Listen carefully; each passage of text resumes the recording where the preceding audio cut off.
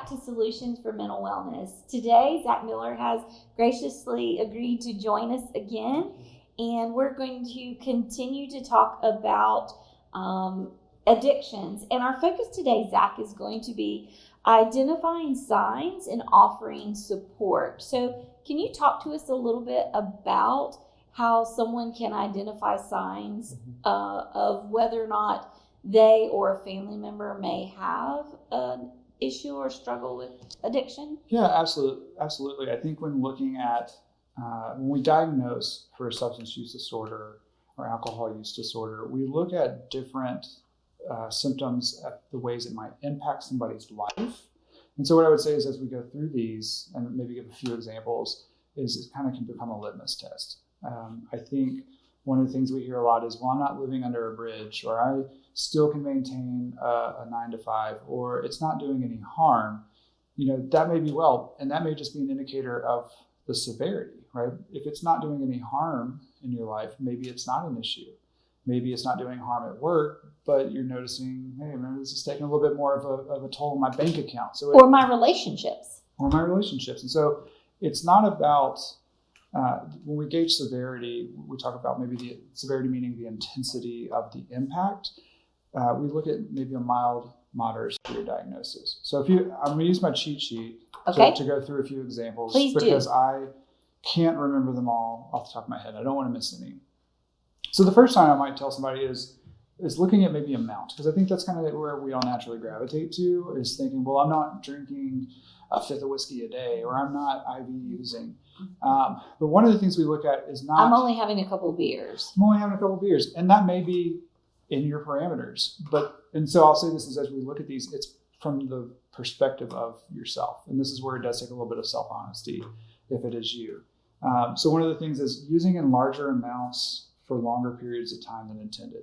So what that might look like is, I buy a 6-pack of beers on Friday, hoping that it needs to get me through Sunday because there's a football game or a baseball game to watch.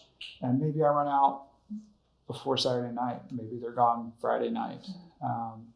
Maybe this is supposed to be for X amount of time, but I'm drinking it instead of waiting till 5 o'clock, for example.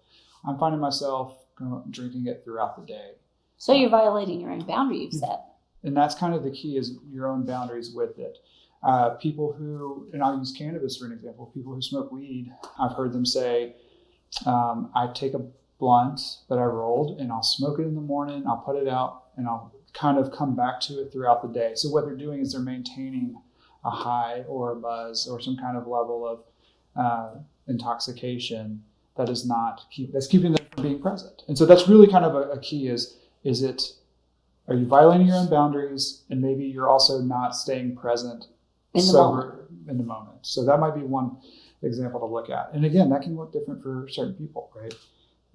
Depending on especially the level, because a few beers for some people is fine. For some people, that may be too many. Maybe when trying to cut down, they can't seem to do it. It's like, I can go a few days and then my stress just gets too much. And so unsuccessfully struggling to manage whether that's, I want to drink, but I don't want to drink this much. I just want to have a beer with dinner and that's it. Or I don't want to drink at all, but struggling to do that.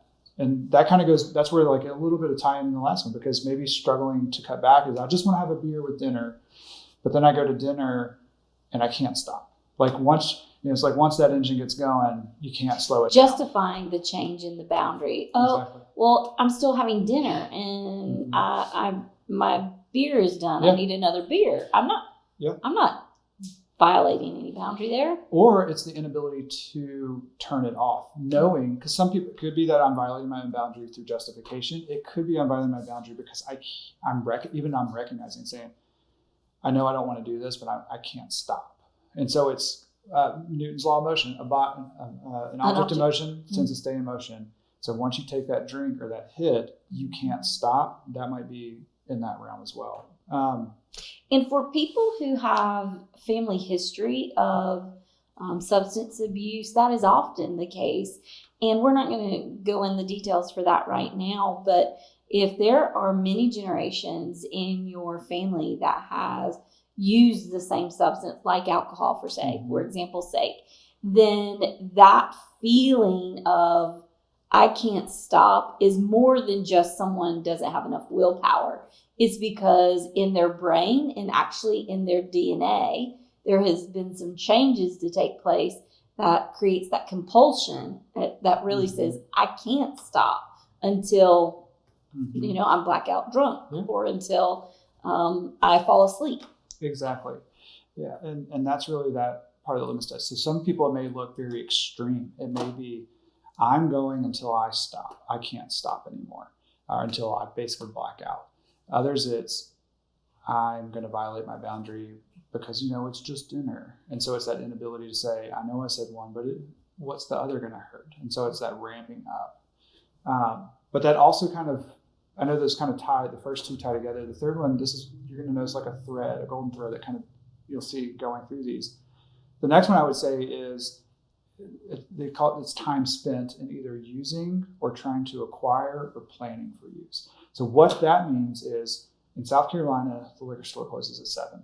So if I'm trying to go, hey, it's 6:30, I've got a 20-minute drive home, the liquor store's here, and I'm thinking through my day, trying to figure out how that's going to happen. If I know that I'm at home and my kids go to bed at 7, how am I going to sneak away to go to the liquor store and come back to not miss any responsibilities? And so organizing your life around it. Organizing your life around it. And some people, I've seen it all the way to the extremes of people are having to find ways to make money, whether that's stealing and selling and pawning, to do it. That's kind of one of the extreme examples we think about in that, all the way down to planning around when can I get to the liquor store. Time spent as well, right? And earlier I said smoking and maintaining a high throughout the day. And that doesn't mean there's a set period of time. It's spending more time than you want to allot to it. It's violating a boundary with time that might begin to encroach on that. Hey, it's time to look at that as maybe I have an issue in that realm. Instead of the substance I'm using being helpful, it's now like there's been a step in the process that says it's no longer helpful. It's something that I need. And that's really where I would say that litmus test is. Another example that or another criteria I'd say is one that I think everybody kind of thinks about is craving it. But I'm not going to say, I'm going to take it to a different perspective. So we obviously think of like, gotta have it, like that Jumanji drum that, like I can't stop until that drum goes away. But if you think about it, a craving can be something from, it's 5 o'clock, I'm about to get off. Maybe I'm thinking, oh my God, it's been a stressful day. I sure would like to have a beer. I sure know what would take the edge off, right? That is technically a craving, even though it's not maybe intense. It's still, you're thinking of how can I cope. It may be people in recovery I've seen get a little bit of time under their belt, and they start having dreams about use. I had a gentleman come to me one day. Very common. And he had a dream that he had used, and he felt the shame of a relapse, a reoccurrence with it. That is the brain, that is a craving, as an emotional craving. It's the brain going, hey, where's this thing that we used to be doing? And it's trying to send up flares to say, we used to do this, where is it? And that's really what those dreams are. Then you also look at physical cravings. Like you start feeling maybe like the irritability that comes in a withdrawal. Maybe, hey, I've learned to sleep through this. Maybe I've learned the social aspect of drinking or use. And so cravings are that, I'm going to go back to that Jumanji drum. It's an underlying need that says, this is how I can deal with X, Y, or Z. The next thing I'll move into is highlighting what's the impact in day-to-day life. Are you struggling to pay your bills? Are you present with your family? Is it getting in the way of work? Maybe you're still showing up to work. Yes, it's not causing any issues. I still work a 9 to 5. Are you being as effective as you can at your job because you're hungover? I would say 3 final things that you could look for would be examining for tolerance. I mean, does it take more to achieve the same effect? Is there a withdrawal if not using? And that doesn't always mean, the extremes of being sick. It could just mean irritable, struggles to sleep. Changing behavior and diet. And then the final one I would say is if there's a physical or mental health issue present, is exasperating the issue, making it worse, changing. Are you the best version of yourself when you're using? Yeah, exactly. And so it's really the impact it has in different areas. It doesn't mean that life is off the rails, but it could still be impacting it in ways that it's not giving you the fullest sense of presence and fulfillment and empowerment that you could be achieving. Hey guys, I just want to let you know our set today comes from some wonderful people who are part of a collective of merchants, and they are a part of the Market at the Point. There are many who have antiques, handcrafted gifts, apparel, vintage items, furniture, a lot of different whatnots. And if you are interested in renting space, they've got space for you. If you are in Greenville, South Carolina, and are out and about and want to stop in, they'd love to hear from you. And so specifically today, people have given to make this set happen. And Mamie and Alma are two of those individuals. Farquhar and Sons, Reclaimed Interior, Les Paul Klein Leather, La Baroque, K&M Designs. I want to give y'all a shout out because what you see on this set today came from their booth inside the collective I want to get this name right because you all need to hear it and I need to say it. It's the Market at the Point in Greenville, South Carolina. Come check them out.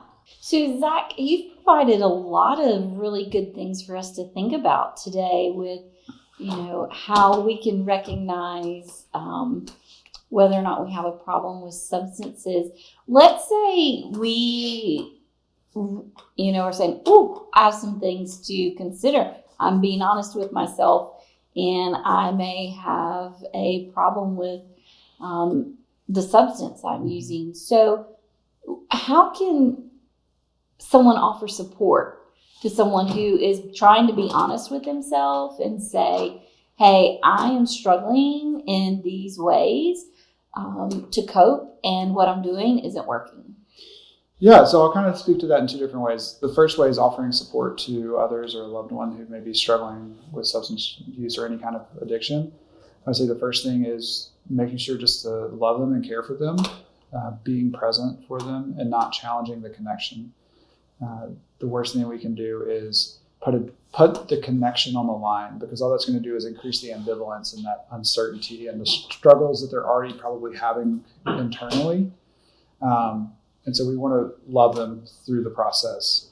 At the same time, though, we can't also just be an open, source that open to the point where we're vulnerable for our own hurt. So we need to make sure we're setting boundaries with our loved ones. Maybe it's something like, hey, I can't give you money, but I can give you a ride. I can give you some food. Maybe it's stepping into your own healing. Maybe it's hey, I'm going to seek help to know how to not only better support you, but maybe understand if there's anything I did that contributed to this cycle. Like we talked about in codependency, maybe our relationship needs to shift. Because what happens is, regardless of what it is, I think we also should focus on ourselves in a way, because anytime we step into change, we force others to change around us. It's like that old adage, I have to take the log out of my own eye before I take the speck out of someone else's. 100%. Absolutely. And so it's knowing, but in that, when we take the log out of our eye, we're also making ourselves a better support for the other person, because we're able to, maybe I'm in therapy to better support a loved one. Well, now I'm getting it out. Maybe I'm just venting and I'm getting that out so I don't put that on them. Because we're probably have our own hurts with our loved ones, and we need to take care of those hurts and address those hurts at the appropriate time, because maybe they're in a space where they just need to get safe and healing before we can go into that. So being willing to be honest, not only about ourselves, the people we're in relationship with, but about the process too. Because Absolutely. In therapy, if we are offering support to someone who is struggling with addiction, then we can we can know what healthy support looks like. Absolutely. We can do the work on ourselves, and then we can say, okay, this is what healthy support looks like. 100%. I would say that too, like I'm going to use that honesty piece as if we're starting to examine maybe ourselves and asking the questions of, is this a problem in my life? Honesty is really going to be the backbone behind that, because if maybe it's not causing issues at work, maybe I've told myself that, but then maybe I have to acknowledge, but I am noticing that I'm maybe showing up hungover a little too much. I did go out to drinks with some coworkers, and maybe I showed up a little too much, and now things are awkward at work. Maybe. Or offering support by, instead of saying, well, you went into work late, it wouldn't surprise me if your boss fired you. Instead of approaching it like that and saying, what do you think about how late you've been to work lately? Yeah. Are there some ways that I can be helpful? And so sometimes it is learning to change our language. Absolutely. In order to be supportive. Yeah, I think one thing that I'm really big on is the language I use. And so I don't use words like addict. I say person struggling with addiction, because it helps reduce the shame and stigmas that may be experienced with that, as well as if they don't feel like it's congruent, it has a little bit more congruency. I may say, instead of relapse, reoccurrence. Because my identity is not what I'm struggling with in addiction. Right, because somebody has cancer, you don't call them cancer. You say they're fighting cancer. They're still mothers, fathers, sons, brothers, workers. And that's a very compassionate way to look like it, because our identity is not tied to what we struggle with. And for me, because I'm a believer, I believe that my identity comes from my relationship with Christ. And so when we help people really figure out their identity, who they are, and then help them get to where they want to go, then the pieces of themselves go together. And so that whole journey starts when we're able to do that honest self-assessment and say, where am I in this process? What am I struggling with? And who can be a safe support for me? Because in active addiction, I'm not even safe with myself. Absolutely. Thank you so much, Zach, for being on today and talking through with us ways to identify factors that may contribute to our substance use that may become a problem. And it's really important in life, regardless of what we struggle with, that we have support. So just like you were talking about, we don't identify people as being cancer, but they're fighting cancer. Someone fighting cancer has a team around them and rallies around them, and the person is looked on and given honor and respect.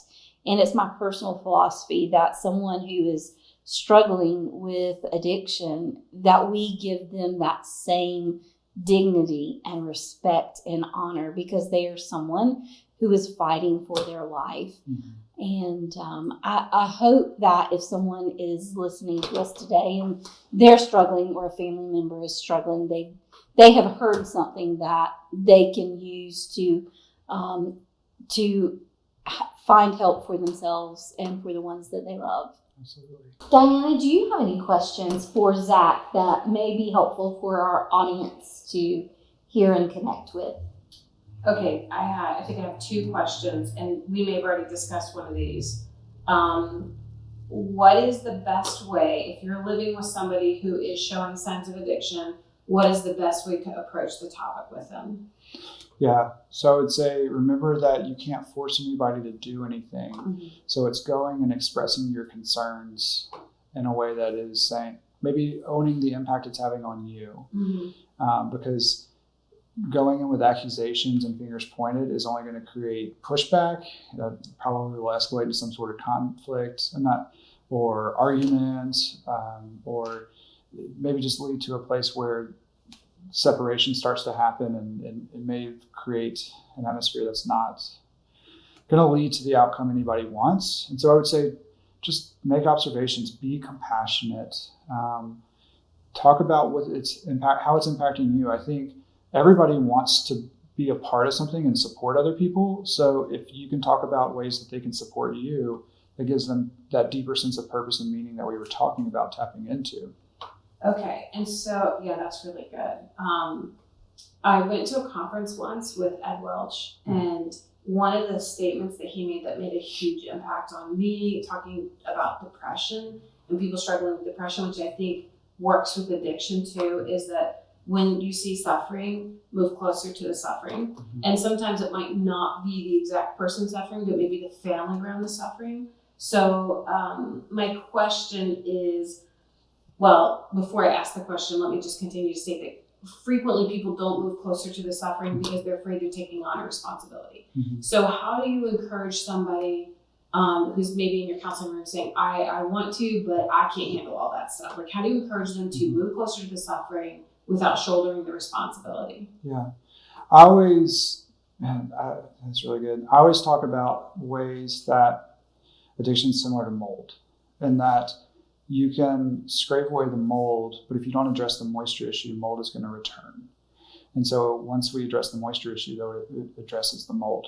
And so oftentimes we can build empathy from knowing, yes, the substance use is having an impact on my life, but what is wrong or going on that I can support my loved one in? Because what's going to happen now is, instead of creating war songs and singing war songs against addiction, we're picking up a weapon and fighting the other person, you can pick up the weapons and fight the addiction together. Yeah. Well, let's take it out of a close relationship. What if you're a Christian in a church, you're being told to move closer to suffering you see, but you don't want to move closer to that suffering because you've got a busy life and your own kids to handle?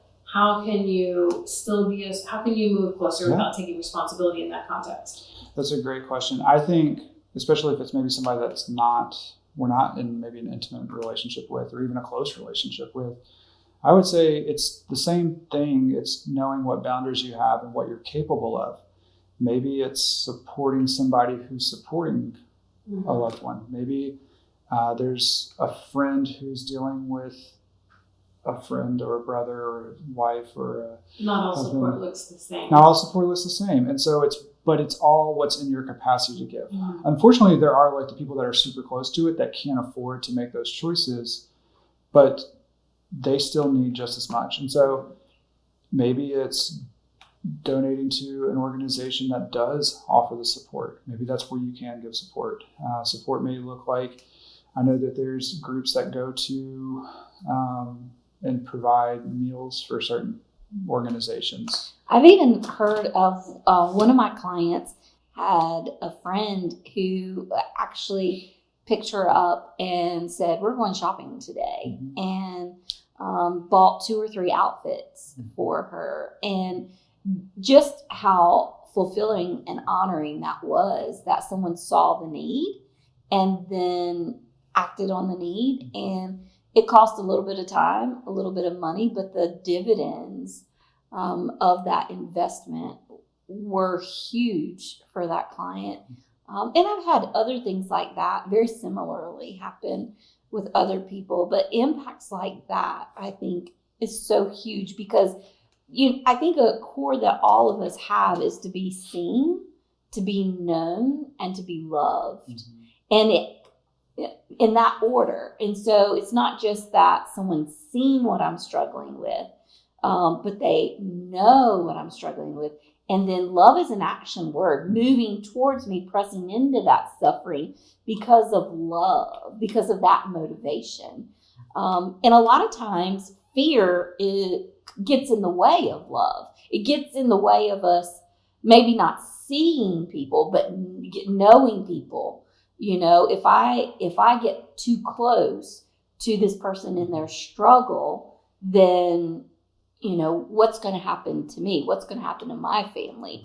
And so fear often robs us from participating in that supportive relationship. And I think the beauty of that person taking that other person shopping is, when you're in a relationship, you don't talk about why you're friends with somebody all the time. You don't talk about why you love each other all the time, because you're acting on it. And so I would say oftentimes it's not about, especially if we're not as close to a situation, sometimes it's just being a present and loving body that is not judgmental or full of, anything that might reinforce the struggles that they're already struggling with. Just condemnation, Yeah.